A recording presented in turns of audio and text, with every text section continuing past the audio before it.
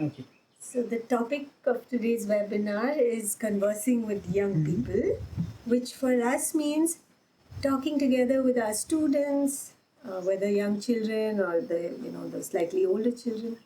And I thought today what we could open up is, what do we mean by this? Why we feel it's important? How we go about it? And then any challenges that we faced over the years, and what have we learned from that? So shall we open it up like that? Yes. I think we can start with the why. And it seems pretty clear to me, at least, that this kind of space is necessary. Right?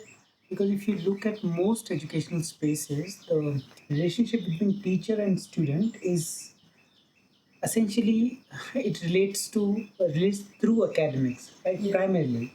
Yeah. And in this space, the dialogue space that we are calling, here the student and teacher, they are at the same level, and we are talking about life that is slightly beyond academics. And it is a space where we are both are equal. So to have such a space where we both are just learners, I feel it's quite precious to have in all spaces, and especially in schools. Yeah, sure. I mean, I was thinking of the many spaces in school that we have for such conversations. For instance, our dialogue classes once a week with one or two teachers. Then if I'm a coordinator, I could have a coordinator time or a group lunch with my group to Right. chat, to talk, to converse. There are the Wednesday meetings, or rather once a week meetings with hostel students and teachers to discuss. We have, of course, in the middle of any class, if something comes up, I think we all feel it's more important or as important to go into that than to continue with learning fractions or whatever it is. And then the mentor meetings that the senior students have, the one-on-one mentor meetings between a senior student and a teacher is an important space as well. No? Right. Yeah. Just to make clear for the listeners, when we are using this word dialogue class, what do we mean by this? And so it is a semi-formal space. So weekly meetings in a particular group, and one or two teachers are there, right? And as you said, Nagini, that there are so many other avenues for this kind of conversation. I think it is good to have these dedicated spaces too, right? Yeah, for sure. So, can we talk a little bit about the purpose of such a space? I was just remembering long back in junior school when we asked the junior school children, so what do you think dialogue class is for? And one of them said, it's for, we think of all the bad things we've done and then we come and share it. And it was hilarious at one level. But there was some truth in it, I think, in the following sense. We bring to these classes things that are troubling us. Yes. Right? And that could be traced back to something bad someone has done. But the point being, it very quickly moves into a more open reflection. It doesn't stick at the finger pointing. Right. No? Yeah, true. And I think, interestingly, the themes that emerge are very similar for young children, older children, and frankly, they're relevant to us as adults as well. Yes, I think quite true. As an example, a question like, why do we talk behind other people's back? It was raised by a middle schooler. But I'm sure it is very relevant for a 9-year-old or a 19-year-old, for us, and also 90-year-old even. Yeah, Right? So for a 9-year-old, it may be grounded in a particular incident with particular people, and for other people, it may not be there, right? Yeah. And for a younger one, it might start with finger pointing, like you did, she did, and so on and so forth. Yeah. But the point being, it moves quickly to a reflection, like, I do that too. And it can even move to some very insightful questions. Simple.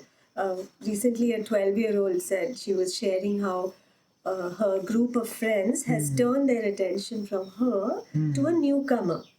And the question she asked was, but why do I want to be liked? Wow, that kind of gets to the heart of the matter. No? And I think you're right that young children can have some quite profound insights into the workings of our minds. I recall long time, more than a decade ago, when that child's graduated, those children have graduated, but a child who often got easily hurt saying, I've made up my mind not to get hurt. And his friend turned to him and said, how can you make up your mind not to get hurt when it's the same mind that's making you hurt? Wow. So I thought, yeah, that from an 8-year-old was quite something. Yes. Yeah. So, yeah, listening to all this, we can say that one purpose of dialogue class is it provides a space for this kind of reflective question. Right? Yes, that is correct. Yeah, I would, each also, other, yeah. I would also like to add this particular space, which we are calling dedicated space and so on and so forth. The spirit of it needs to be clear. It has to be non-judgmental, right? Yeah. And I want to emphasize this because we've said that the bad things that we do are right, and these are the things that we bring to the class. But I feel in this space, if we can look at ourselves without the voice of judgment and just as a matter of curiosity, I think there is a tremendous possibility to learn about oneself. So, and that is not allowed in other spaces, right? And I think even at middle school ages, right, let's maybe at very young age, it may not be possible, but by middle school, students are able to move away from the particular incident to a more general inquiry, right? And they can ask questions such as like, why do I feel anger or jealousy, or why do I do this or that? And something as profound as why do I feel a sense of division from other, and what does it do to me, and what does it make me do? Oh, just one sec. See, I understand the non-judgmental part, but wouldn't you say that part of the dialogue is there is a message of the right thing to do, no? That what is right in this situation. I'm just saying because that is, I feel it comes in. It certainly comes into my mind, and it must come in the children's minds. So it is not just simple curiosity. It doesn't stay there. I think that is quite a tricky place to be in, and actually to decide that I will be non-judgmental and so on and so forth. It is quite difficult. Yeah, that's true. I think this example explains it quite well. So let's say I encourage, as a facilitator, I encourage an open dialogue about gossip cultures at school. Let's say we take that point. Yeah. And a student who said very insightful thing, let's say today, Yeah.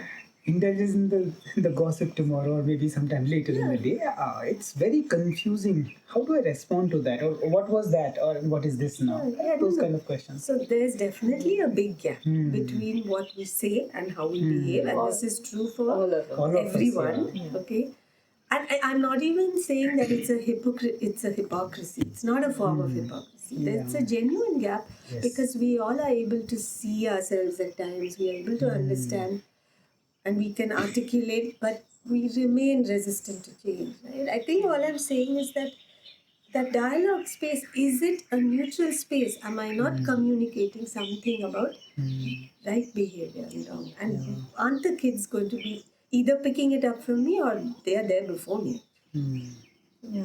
So, I mean, that's the thing. I mean, I think this is important, that the purpose of dialogue is just to understand something, not with the motive of going in and changing it. It could be a process of opening things up, of sharing the content of our thinking, our emotions, and in a space that neither condemns it nor justifies it. No, we can quickly go into these otherwise. And can we understand and see the whole thing together? And then, the efforts to change, they can quickly come in, and then there is conflict also there, because this is what I am, that's what I'm expected to be, or that's what I want to be. So can those also just be observed and seen for what they are? It is like that student asked, no?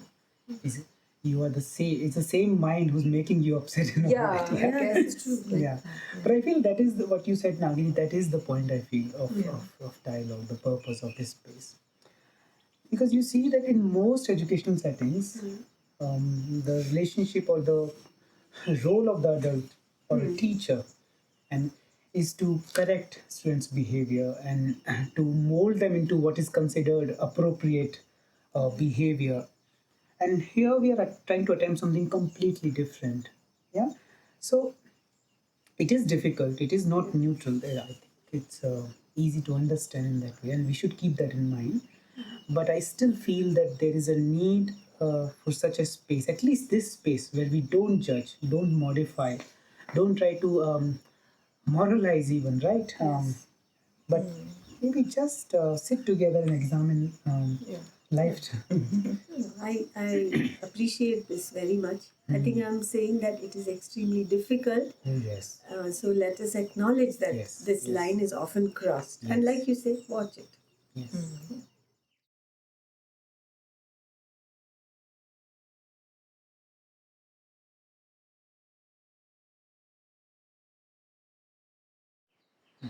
One of the things that helps me in these conversations, and I mentioned this earlier, but it's to realize how similar we all are from junior school, middle school, senior school, and adulthood as well. There are very similar patterns of thinking and feeling.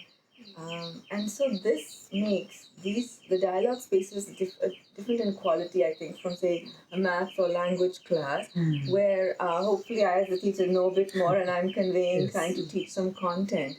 Whereas in these spaces there is more a feeling of equality. I think you mentioned it earlier, and so this sense of knowing more, knowing less is not there at all, I think. Right, yeah. Sense of authority. You are no one is authority in that space. Yeah, they can be. Yeah. So, but hold on. You said that we think similarly, or the patterns of thinking. Yeah. Fair enough. But wouldn't you say, let's say, someone from outside the school, let's say that person is visiting, and this person sits in different classes, and one in junior school, one in middle, and the senior school, and we are having dialogue. Wouldn't they see considerable differences? Like it won't be same, right? Okay. And can we just shed light on that? Okay, definitely. Like a junior school dialogue class, you will notice the children are very open, they're non-defensive when they're sharing, they listen openly too. Quite, yeah. Yeah, and I think they tend to be more personal and stick to to specific events that happen in the Yes, day of their yes. life. And going from that specific to the more general is a bit difficult, not so easy for them at this age. Often also they don't have the vocabulary Yeah, that's to express clearly what they're feeling or thinking. nuances. Yeah. Yes. Okay. Another difference that's coming to my mind now is how they view adults, right? How they perceive. So till a certain age, they are like very open, just like it seems like they're just pouring out everything that is there inside, and then suddenly there is a gap. Um, there is a pause almost. An adult word is slightly suspect, and the walls come up and so on and so forth, right? Yeah, I think you're right. I mean, when you talk about walls, till a certain point, the conversations do flow quite easily. Yeah. And it's like too much information. And then, like you say, suddenly there's a long silences, there's a reluctance to share until a few years later when things can open up again in a different way, which is nice. But yeah, let's, as you suggested, just go into what it is, say, in a senior dialogue space, a dialogue space with older students. We can talk a bit about Right. that. And we can consider middle school somewhere in between, right? Yes. Okay. So could we say that the seniors are essentially young adults, right? Yeah. So at this stage, they seem at least quite capable of moving from particular to the general. And at this point, the vocabulary is also a bit better. Let's keep it at that at least. And at this point, they are also able to express and articulate their feelings, their responses quite clearly, I would say.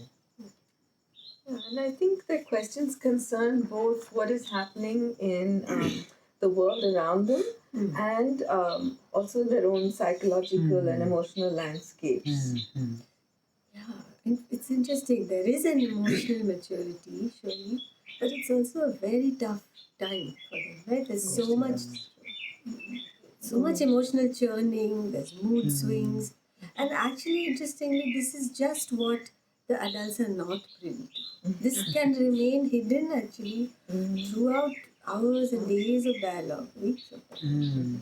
I think, another thing that I feel that they go through is issues related to sexuality, right? And these issues, which play really important role in their life at that age, they're not going to come out so easily in such space. Right? We would like to. That's a different thing, but Yeah, but on the other hand, some very deep dialogue can happen around the whole issue of a child's identity and her place in the world. I mean, her role in the world. Things like, yeah, how will I fit into this world, and what is my future going to be like, or you know, what do people think of me? Which preoccupies many of us, I'm sure. And they're also beginning to deal with, you know, issues of individual and society. They can grapple with that. Actually, it's very exciting to be in conversation with them at this age. Yeah, because they're quite sophisticated. They are talking. One thing I wanted to ask you guys, do you not feel though that the peer group exerts quite an influence even on these opinions, even on their views on, So. you know, individual society, worldview, right? Yeah, I think so. And I think there's a strong feeling that the peers understand their world and get them, and that we adults don't really get it. So while there's a lot of animated talk with each other, in the more formal dialogue space, there can be a reticence or even silence at times. Yeah, and maybe this peer culture, I think it's a good topic to reflect upon, no, during these dialogue spaces. Why I'm saying it is, you see that most of the students, they are from similar background, right? And like places that they live in, it's very homogeneous, if we can use that word. So you know, they can be lost in themselves. You know, that whole echo chamber idea. So don't get me wrong here also, because I see peer culture or peers enabling certain things. Okay.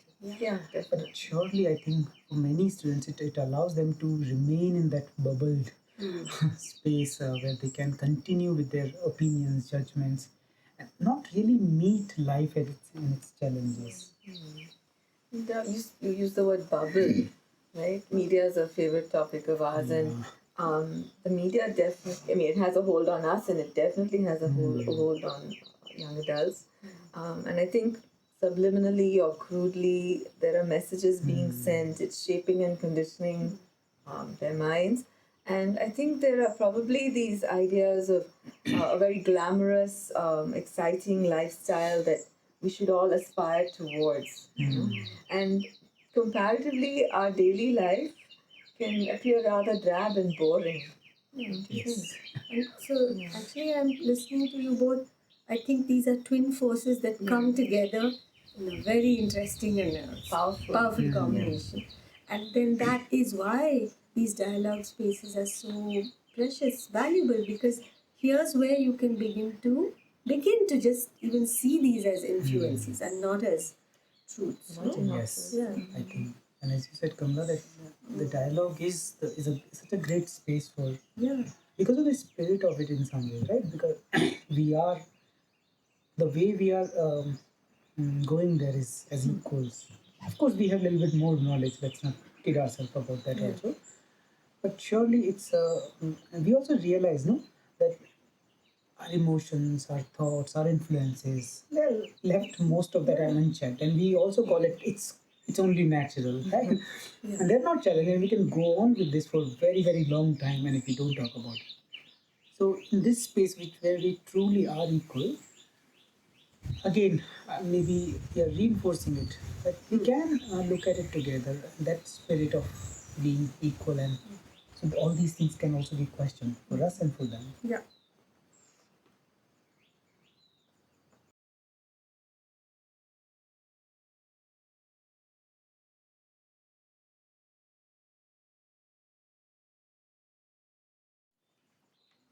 Can we spend a little time on the nature of this space that we create?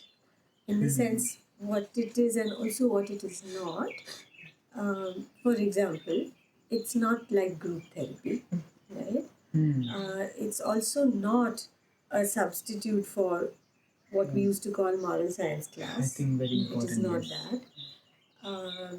It's also not a problem solving space where you bring your problems and we together come up with a solution. It's not even a space for making conclusions, right? So what kind of space is it? Yeah. We can go into that a bit. So sometimes I myself, and I've heard the words discussion or debate Debate, used yes. synonymously with dialogue. So I just want to take a moment to differentiate. So it's not a discussion or a debate. We're not trying to convince each other or make the best arguments, right?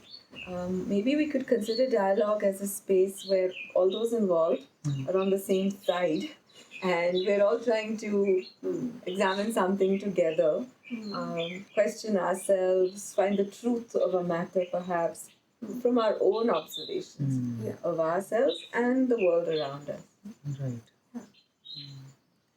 I would also like this space, especially for young adults. I would like to help them see that there is something beyond what they're fixated on, their ideas and all that, right? Um, Give them a certain perspective and help them feel detached from the problem and look at it from various point of views.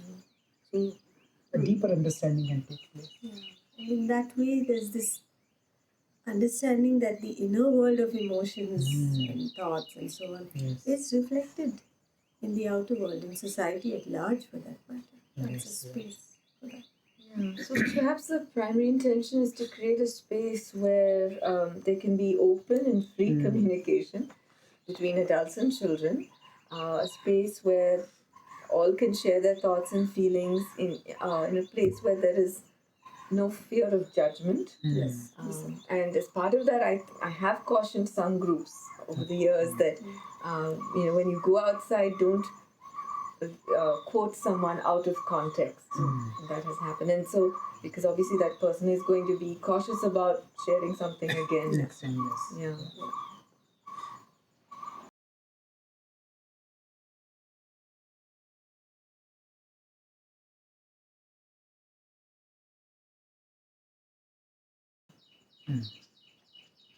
It would be nice, I think, to share stories of dialogue classes that did not go well. For one reason or another, there are many like that. Because I think we can learn from those situations. You know, what went wrong, what doesn't work. So, for example, I remember once I was with a group where the group went through a phase of suspecting each other, thinking that whatever I say I'll be teased about it later. There was just no trust within the group, and during that time, dialogue classes were silence. But that issue is something to go into itself in dialogue. Yeah, we tried. So this time I remember that we were with senior school students. We were talking about gender issues and sexism. And being an adult, I'm aware of the sort of what we can call ugly aspects of society, right? And in the dialogue, I think it was quite automatic almost that I brought that aspect to the class. Maybe later when I was thinking about it, I should not have. Maybe I could have gone slower, and I feel that it was not fair on them. So I would say that as an adult, if I'm facilitating a dialogue, I must be very cognizant of the very the ideas that I hold about life. And I should not bring those as strongly as I did. Maybe there need to be a pause. That also needs to be questioned. Yeah, I think you're right. I mean, I guess we need to start from where the students are. I remember classes where, a child is yawning. I would have just asked a question and I get a yawn. Sometimes they are sulking because something has happened outside class. These are not very understandable. But then how did I deal with it? Sometimes I pointed it out and I paused, but sometimes I've ignored it. I don't really know what the best thing to do is in that situation. But it could. I just want to say the opposite part of it also. That sometimes student or anyone for that matter may not be able to respond because what we are talking about is too close to the heart, right? Yeah. And they are not able to be vulnerable, open in that particular time. Yeah. Yeah, and then, when I have asked, why were you so quiet? Sometimes they've said that I thought I had to come up with a complete sentence, Yes. a complete answer, or sometimes they feel they have to be profound. It is not so, but they feel that, and so they hesitate to bring up something that's half thought. Yes. Sometimes it happens. Yeah. And here maybe one of the dangers we adults could look out for is that let's not be too quick to intervene and definitely not to correct a particular opinion of a student, because then obviously they may not open up the next time, and some young adults are even suspicious of this process of having such conversations, or they might think it's pointless talking about it, or hey, we've been doing this for so long. Yes. Have you moved? Have you changed? Transformed? Like that. Yes, that is true.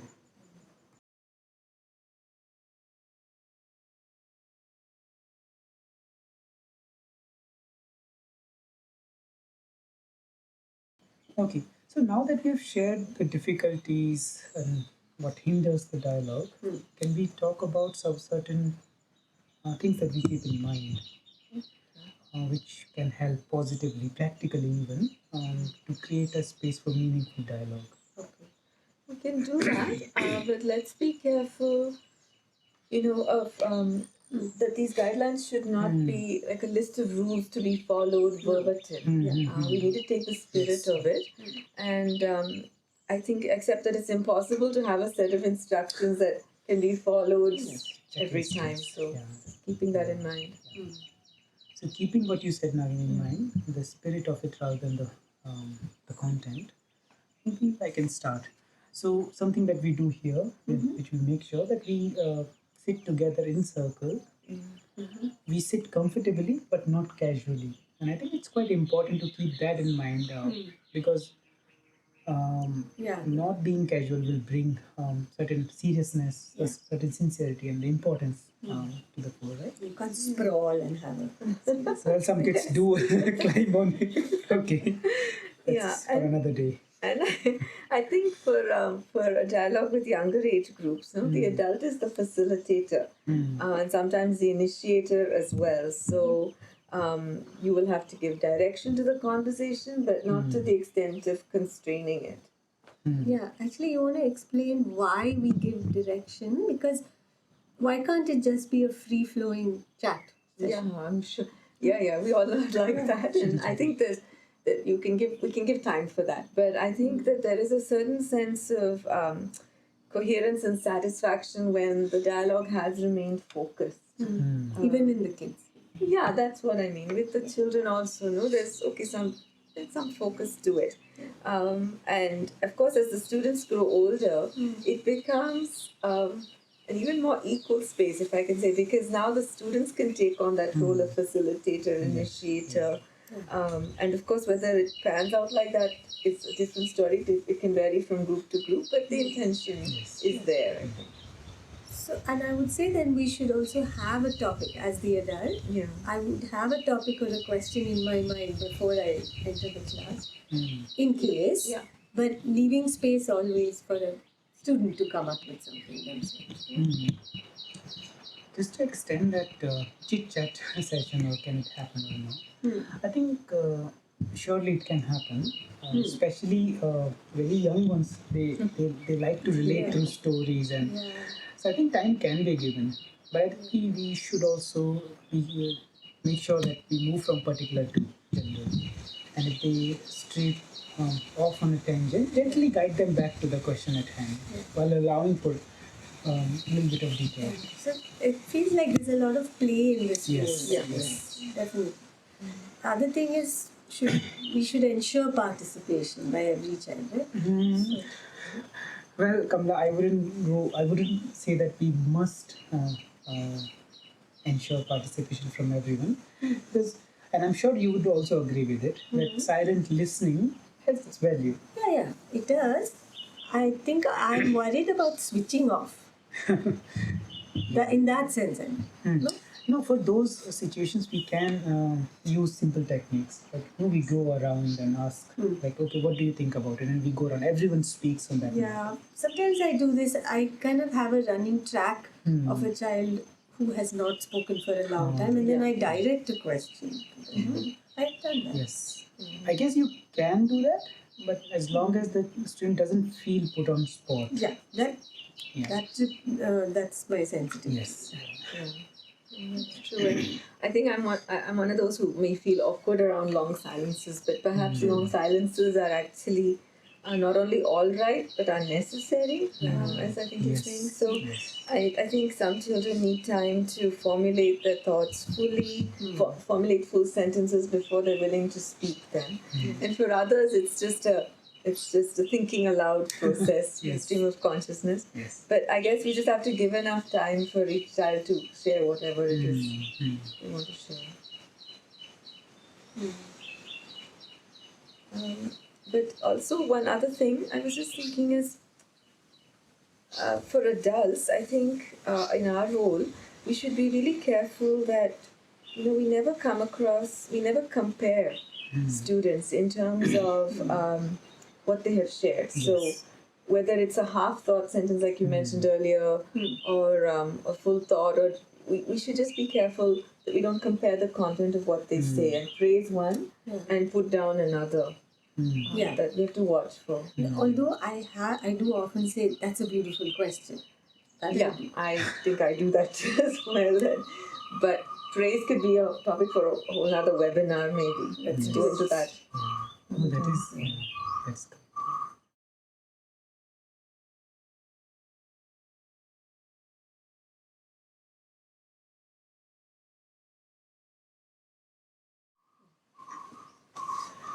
So I hope our conversation gives all the listeners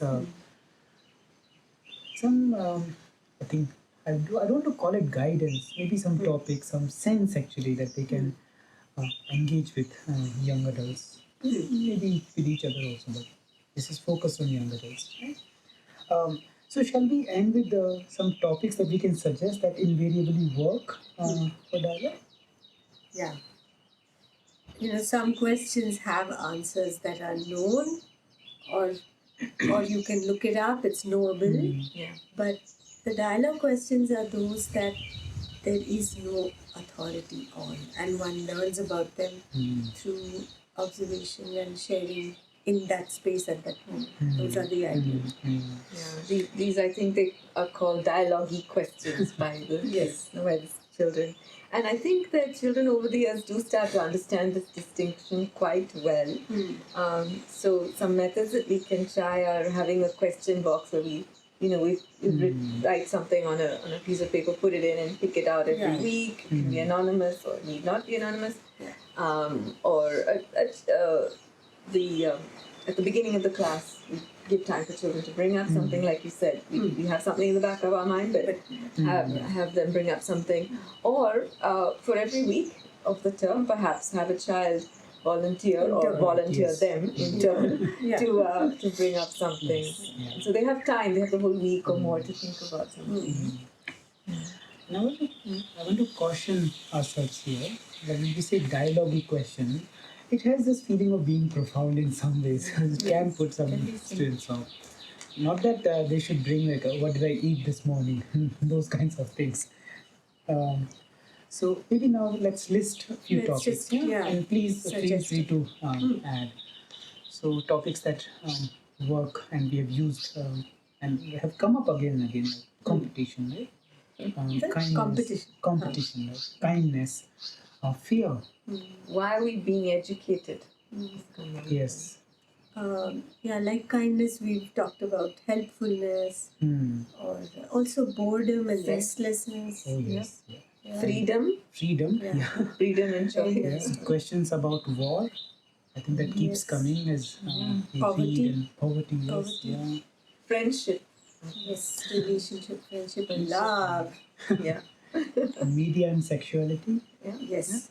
Or something like, this is something interesting, that why do we always want things to go our way? Right? It's an interesting question.